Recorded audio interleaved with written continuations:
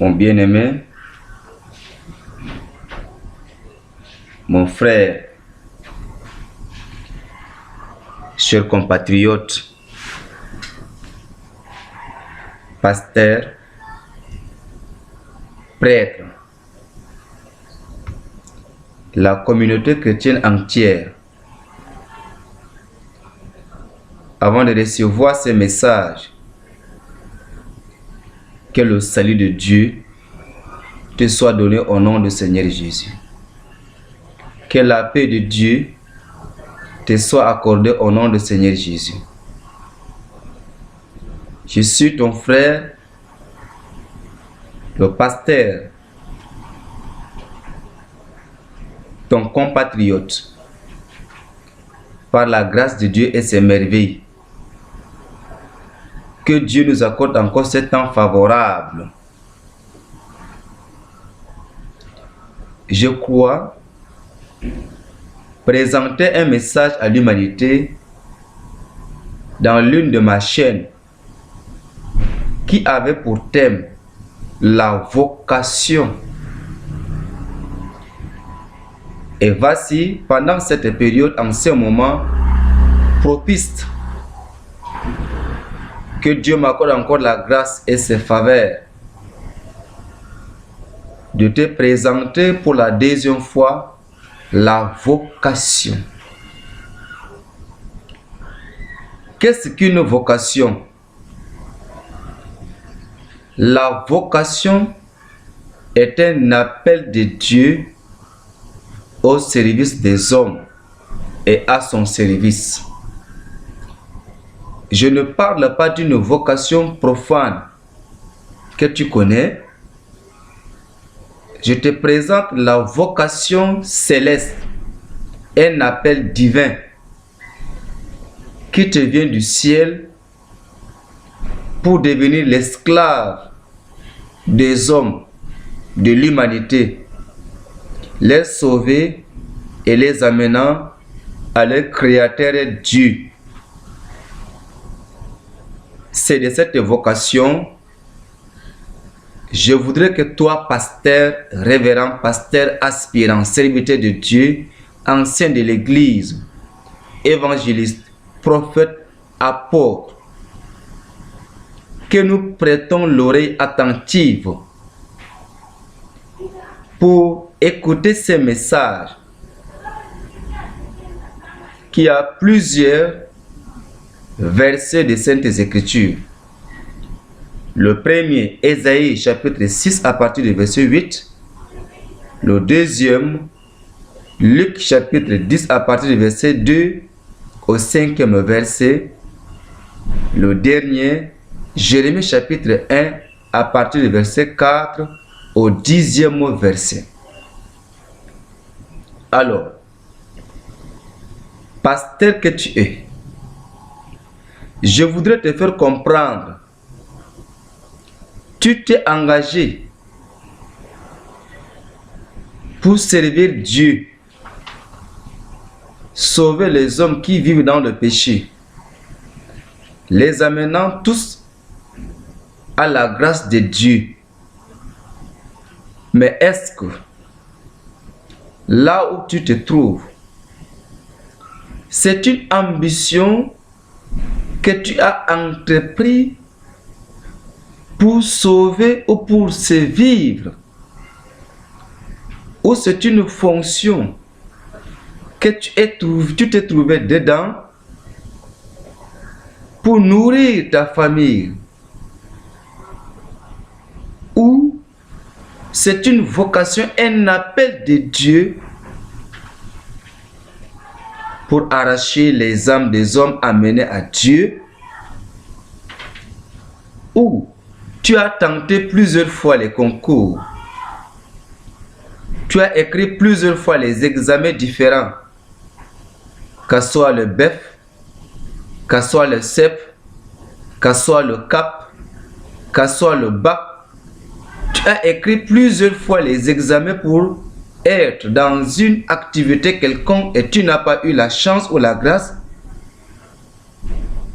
Donc tu as dévié pour entreprendre l'évangile et pour se vivre à travers de l'évangile,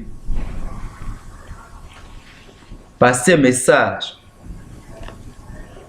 par cette vidéo, par cette chaîne. Je voudrais que tu comprennes à la loi, au témoignage. Est-ce que pour toi est une vocation ou soit est une ambition là où tu te trouves? La vocation est un appel de Dieu. Et cet appel de Dieu, elle est sacrée. Elle est un sacrifice. Et elle donne une mort martyre digne des Saintes Écritures à l'égard de Jésus, à l'égard de Jérémie, à l'égard de l'évangéliste ou l'apôtre Paul, lorsqu'il quittait pour Damas, quand Jésus l'a interpellé en lui disant « Il sera difficile pour régimber contre les aiguillons ». L'apôtre Paul s'est disposé corps et âme.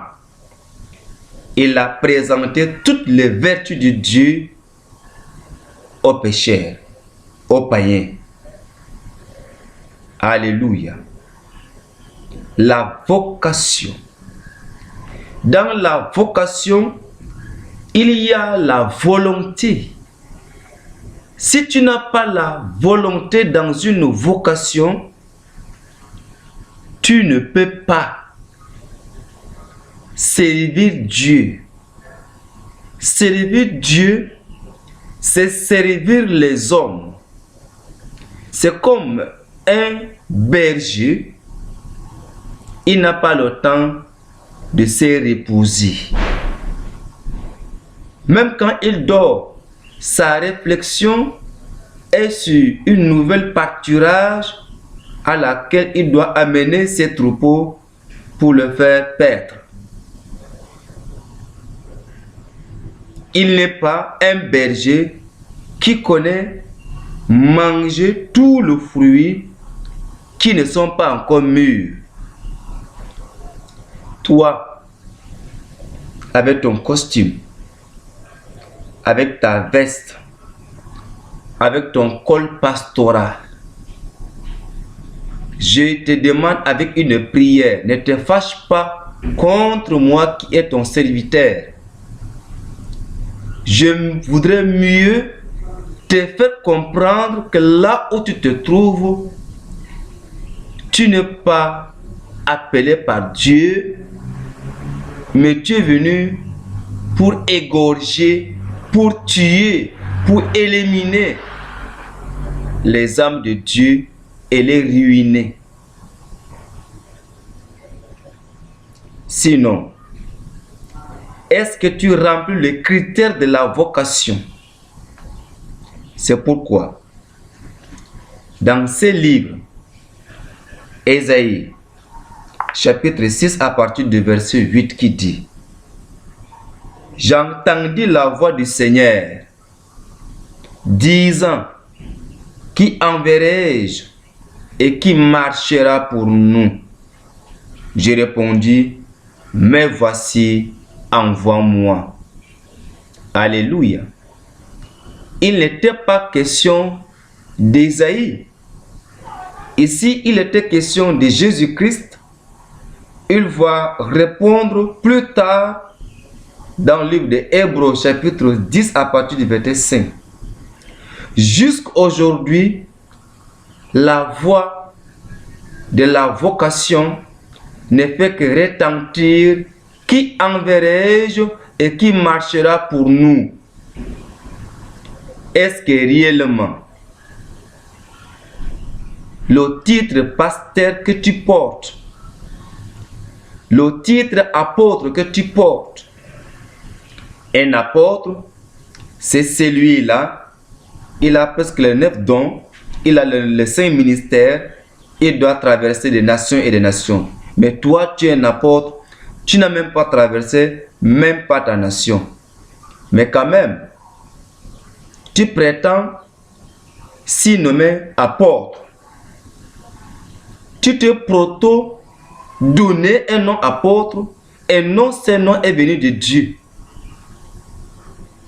C'est pourquoi le verset 8 du chapitre 6 du livre d'Ésaïe qui dit « J'entendis la voix du Seigneur. » Est-ce que dans ta vocation, as-tu entendu la voix du Seigneur disant « Qui enverrai-je et qui marchera pour nous ?»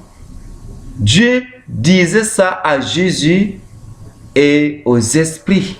« Qui enverrai-je et qui marchera pour nous ?» Pourquoi cet appel à un homme disposé pour être esclave des hommes? Parce que l'homme a péché. L'homme a aimé la mondanité. Les hommes continuent à aimer la fausseté. Les hommes continuent à se maquiller, à se laver avec des produits cosmétiques. Les femmes continuent à porter des faux cheveux. Les femmes continuent à faire des greffages des ongles. Les hommes continuent à porter des bas de fesses.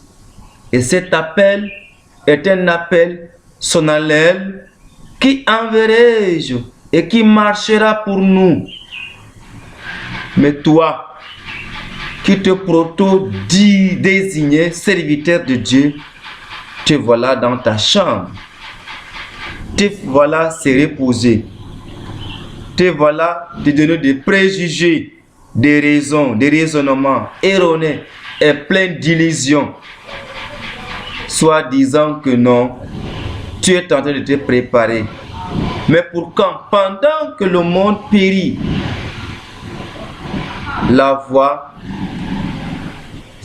ne fait que retentir.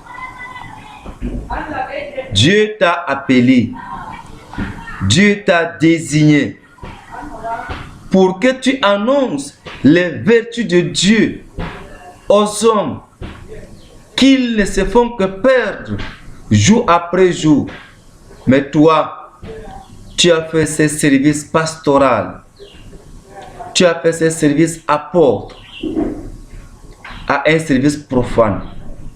À la fin du mois, on te paye. Il y a même des pasteurs, quand on ne le paye pas à la fin du mois, ils partent en grève. Est-ce que cela est une vocation? Dieu parlait à l'apôtre Paul. Il te sera difficile pour régimber contre les aiguillons. L'apôtre Paul s'est disposé à construire des tentes aux hommes pour pouvoir gagner et nourrir les nouvelles âmes qu'il a prêchées, et elles ont accepté la nouvelle doctrine qu'il prêchait. Mais toi, tu es là. Tu ne sors même pas pour présenter les vertus de Dieu à tes semblables, mais tu es prêt pour égorger. Malheur à toi, pasteur, toi qui pèses le troupeau de Dieu. Cette voix, par ma voix de l'évangile, qui enverrai-je et qu'il marchera pour nous? Est-ce que tu as entendu cette voix si douce et si tendre dans une vision nocturne, dans un rêve, dans un songe? Car Dieu parle tantôt d'une manière et tantôt d'une autre. C'est pourquoi dans ce livre de Jérémie, chapitre 1 à partir du verset 4, là où il est écrit « La parole de l'Éternel me fut adressée en ces mots. » Est-ce que ces paroles qui ont été adressées à Jérémie te sont aussi adressées? Sinon, le titre que tu portes, tu seras jugé par ce titre que tu portes. Si c'est oui, écoute, avant que je t'eusse formé dans le ventre de ta mère, je te connaissais. Et avant que tu fusses sorti de son sein, je t'avais consacré. Je t'avais établi prophète des nations.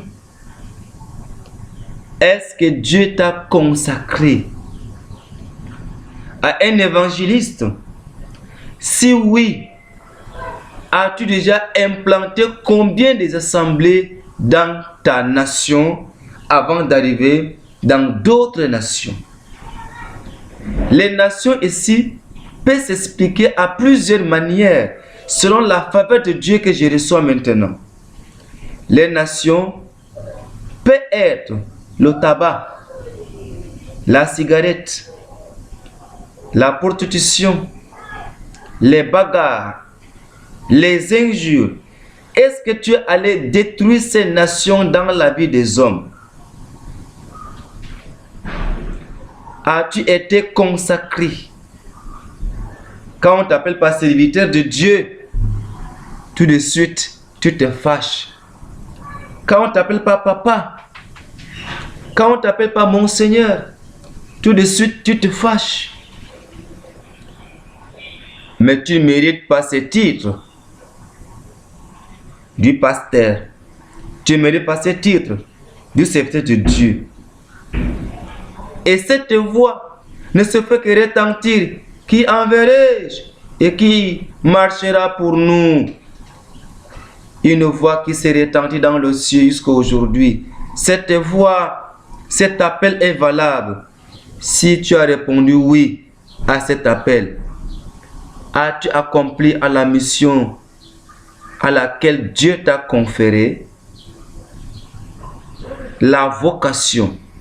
Est-ce que Dieu t'a choisi ou tu te fais choisir?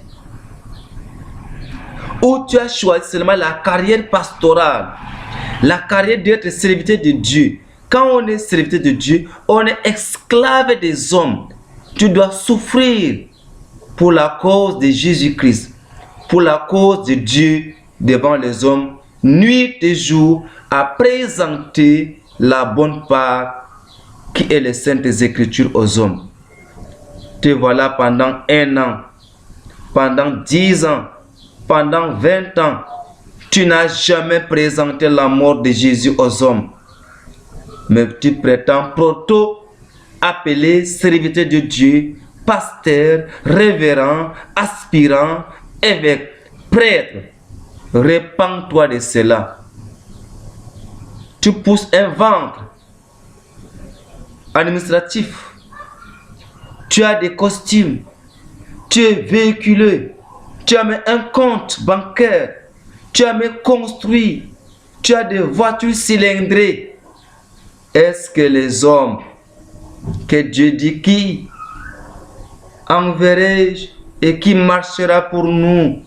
Est-ce que ces hommes, tu es allé envers eux pour les arracher de leur mauvaise manière de vivre? Tu as fait convertir combien de buveurs? Combien de drogueurs? Tu as fait convertir combien de bandits? Mais tu te proto-appelles un homme de Dieu. Dieu dit à Jérémie, le verset 5, « Avant que je t'eusse formé dans le ventre de ta mère, je te connaissais. Et avant que tu fusses sorti de son sein, je t'avais consacré, je t'avais établi prophète des nations. » Verset 6. J'ai répondu, « Ah, Seigneur éternel, voici, je ne sais point parler, car je suis un enfant. » C'est ce que souvent que tu parles, que non, tu t'es pas encore préparé. Mais si c'était une consécration de Dieu, il n'y en aura pas de préparation. Lorsque Jean-Baptiste était consacré pour sauver l'humanité, nulle part qu'on peut trouver dans les Saintes Écritures que Jean-Baptiste s'est préparé. Il n'avait pas du temps, il ne s'habillait pas, il ne mangeait pas, il se nourrissait des sauterelles et du miel.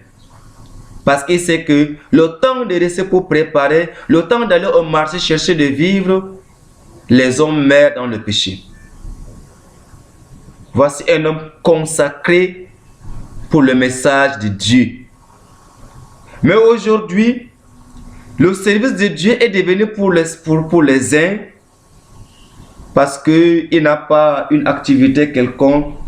C'est mieux de se donner dans l'évangile et il va avoir un poste comme pasteur. Après avoir sorti, après la formation théologique, il deviendra un pasteur. On va l'affecter dans une assemblée et à la fin du mois, on prendra soin de lui, on va nourrir ses enfants. Ses enfants seront inscrits dans des grandes écoles. Il y a le moyen pour leur santé, et il y a même de l'argent pour son appareil portable. Il a même une voiture cylindrée, soit il a un engin qui peut le déplacer de maison en maison. Tu es un ravageur, tu es un raviseur, tu es un raviseur, tu es un tueur, un meurtrier. Répands-toi de cela. C'est ce que Jérémie voulait se justifier parce qu'il est un enfant. Mais toi, Dieu t'a choisi. La suite, il dit, et l'Éternel me dit, ne dis pas, je suis un enfant, car tu iras vers tous ceux auprès de qui je t'enverrai, et tu diras tout ce que je t'ordonnerai. Ne les crains point, car je suis avec toi pour te délivrer, dit l'Éternel. Puisque l'Éternel étendit sa main et toucha ma bouche, et l'Éternel me dit, voici, je mets mes paroles dans ta bouche. Regarde, je t'établis aujourd'hui sur les nations et sur le royaume pour que tu arraches et que tu abattes, pour que tu ruines et que tu détruises, pour que tu bâtisses et que tu plantes. La parole de l'Éternel me fait adresser en ces mots. Que vois-tu, Jérémie? Je répondis, je vois une branche d'amandier. Alléluia. Le royaume. Si sincèrement tu as reçu de Dieu une vocation et un appel, le royaume, le mensonge est un royaume dans une nation. Une nation est un individu. Le royaume, ce sont des esprits qui habitent en lui. Le vol, les meurtres, le banditisme, le tabac, la cigarette, l'alcool, la prostitution. Tous ces péchés sont le royaume dans des nations. La nation est représentée à une personne. Le royaume, c'est le comportement que la personne présente gauchement à l'égard de l'évangile. Même aujourd'hui, dans ton assemblée, il y a des comportements que Jésus reproche. As-tu reçu la vocation ou soit tu t'es donné toi-même une vocation pour ruiner, pour seulement que manger, pour égorger le troupeau de Dieu? Dieu t'a consacré pour détruire le mauvais comportement. Dans ta dénomination, regarde le teint de tes chrétiens. Elle lave le corps avec des produits. Mais tu as la crainte, Dieu dit à Jérémie, il ne faut pas avoir la crainte de leur dire, car je mets ma parole dans ta bouche, je touche ma bouche, ta bouche sera ma bouche.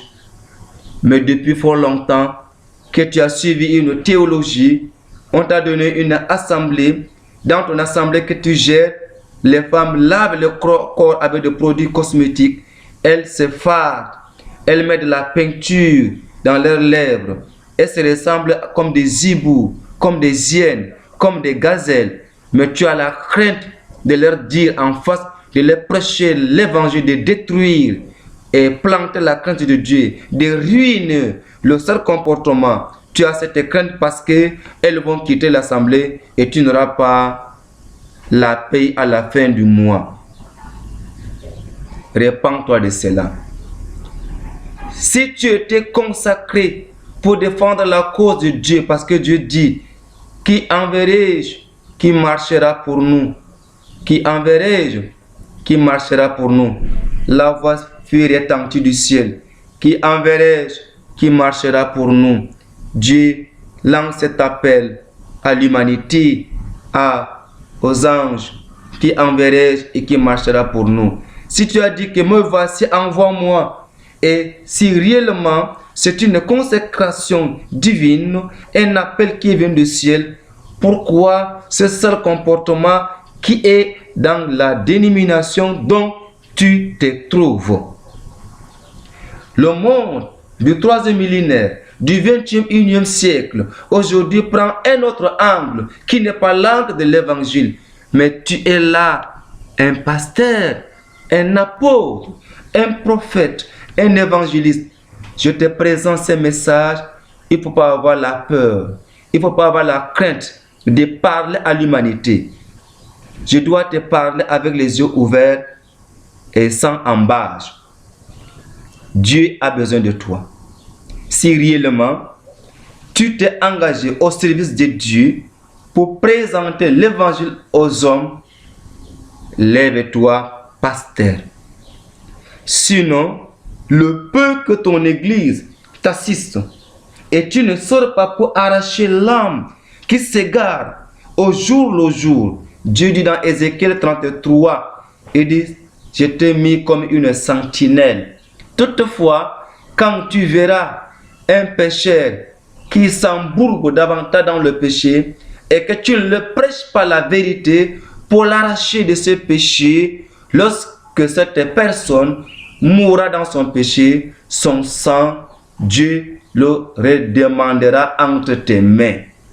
Et quand tu vois un juste tomber dans le péché et que tu ne le dises pas de cesser de pécher, de commettre le mal, le jour dont le péché l'emporte, Dieu redemandera son sang entre tes mains parce que Dieu t'a placé une sentinelle. Est-ce que tu as dit à tes chrétiens qui portent des perruques, qui font des greffages, des oncles, qui lavent le corps, qui font des tôleries, qui imitent à corriger Dieu et elles se ressemblent à des animaux sauvages, féroces?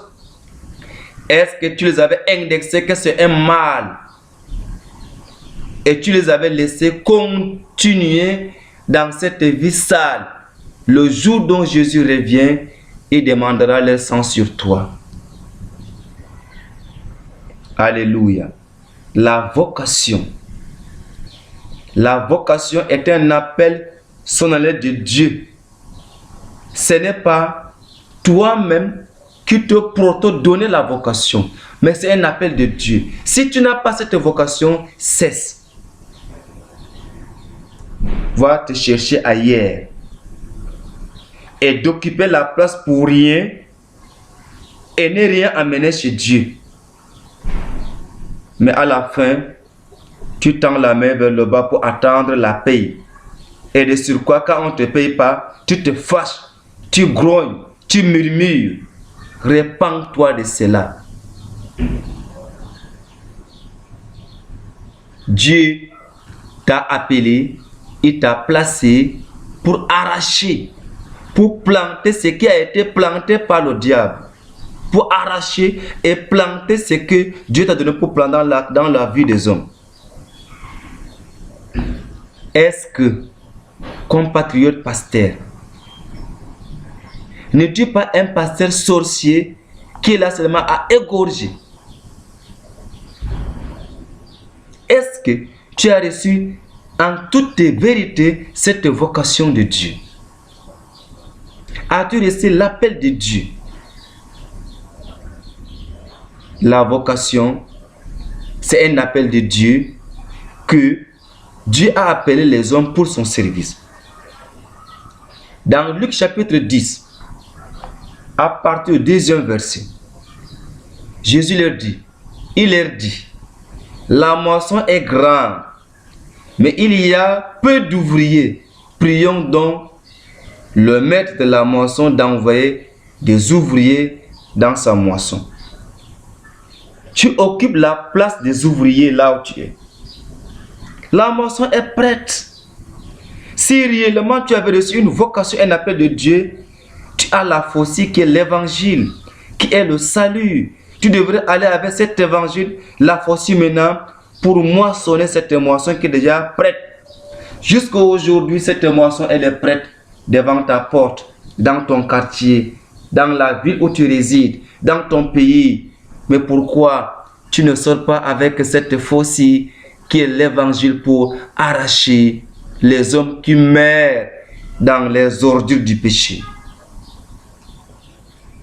Mais tu sors, tu dis que je suis pasteur, je suis serviteur de Dieu, je suis révérend pasteur, j'ai mon doctorat en théologie.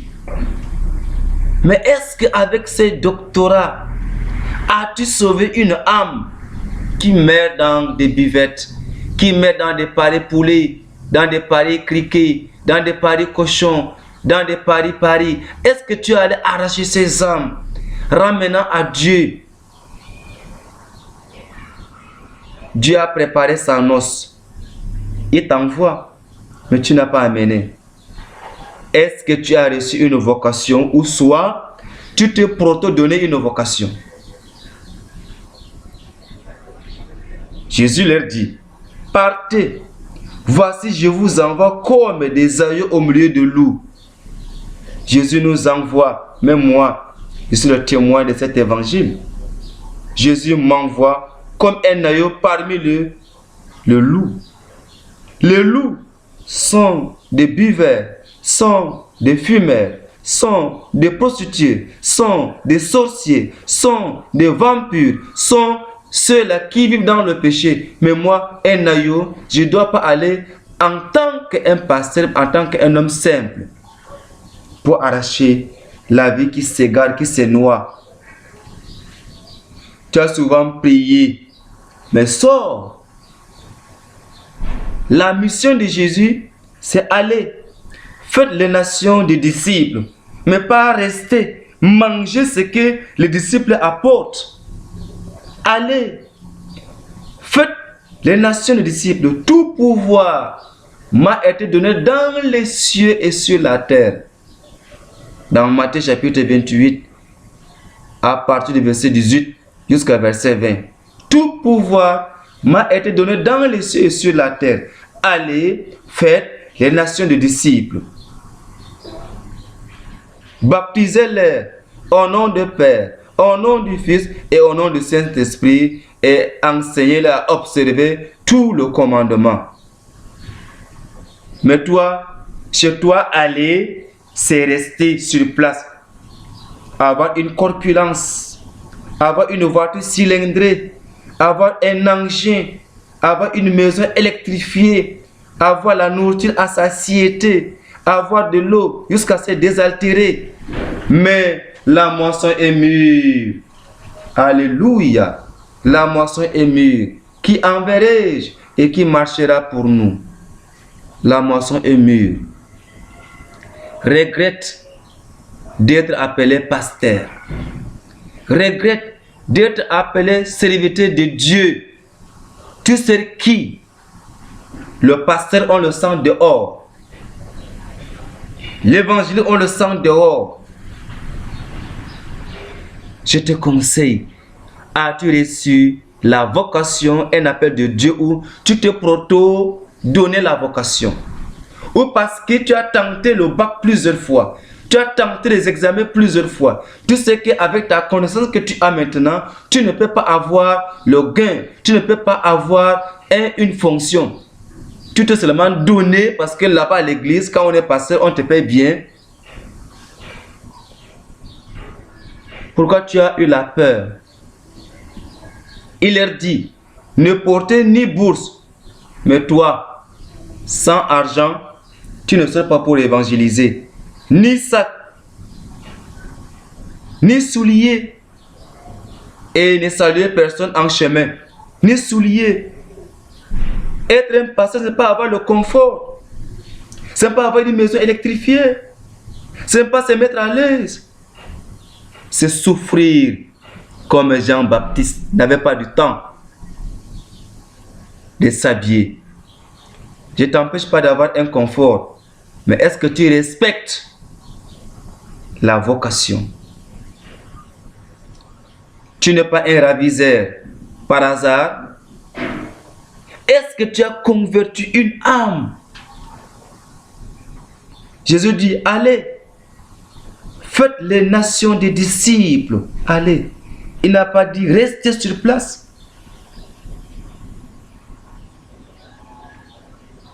cher pasteur, toi qu'on prenne soin de toi. Même tes enfants sont envoyés en études. Ta femme, à la fin du mois, elle a des étoffes, des habits. Même toi, tu changes des habits comme il n'y a rien.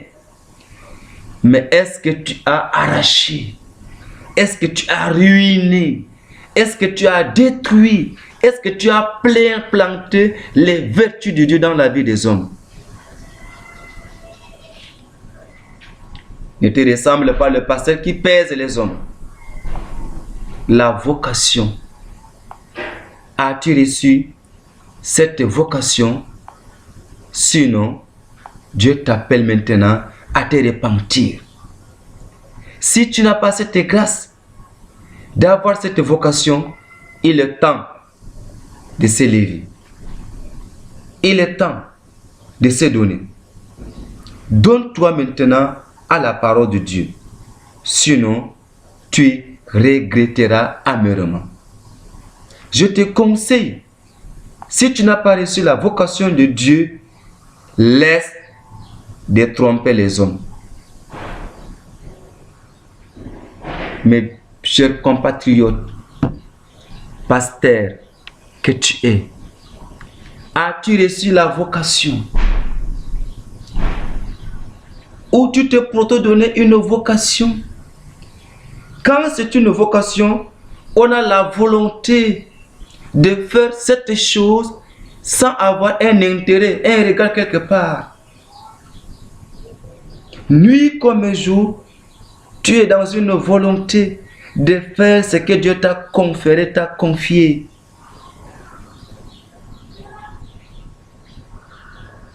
Ni t'étais ce service que tu as entrepris. Que feras-tu? Tu as une dette. Dieu te dit maintenant, pasteur, toi qui pèses sur le troupeau, toi qui es là pour ruiner, pour arracher, pour détruire les biens des autres, et tu ne connais pas aller ruiner pour amener. Répands-toi. Et tu aimerais souvent être salué dans un public. On t'appelle pasteur, on t'appelle papa. Tu aimerais avoir la première place et que tu n'as même pas mérité.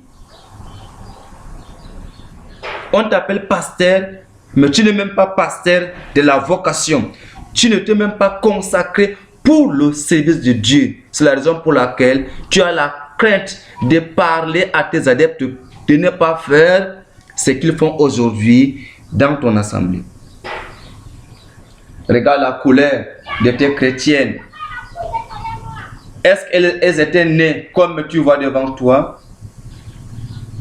Regarde tes jeunes choristes avec des bas de fesses. Regarde tes jeunes choristes avec des perruques sur la tête. Dieu dit à Jérémie, ne crains pas, ne dis pas que tu es un enfant. Je t'ai choisi, je t'ai établi pour présenter ma parole à des nations et détruire le royaume. Que cette parole t'aide à comprendre. Répands-toi.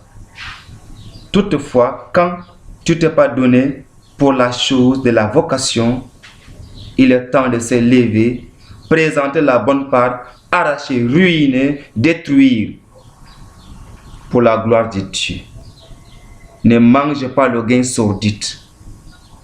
Toutefois, quand on te paye à la fin du mois, tu sois pasteur, serviteur de Dieu, et que tu ne pars pas pour arracher, pour ruiner, Dieu va revendiquer ses droits. Que tu étais un escroc, tu étais un mercenaire, tu étais un raviseur, tu étais un sorcier. Parce que Dieu n'a pas profité sur toi, tu as profité sur Dieu.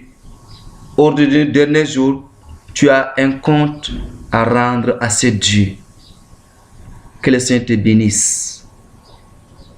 Que le Seigneur te soutienne dans la compréhension. Je te salue dans le sang du Seigneur Jésus-Christ. Amen.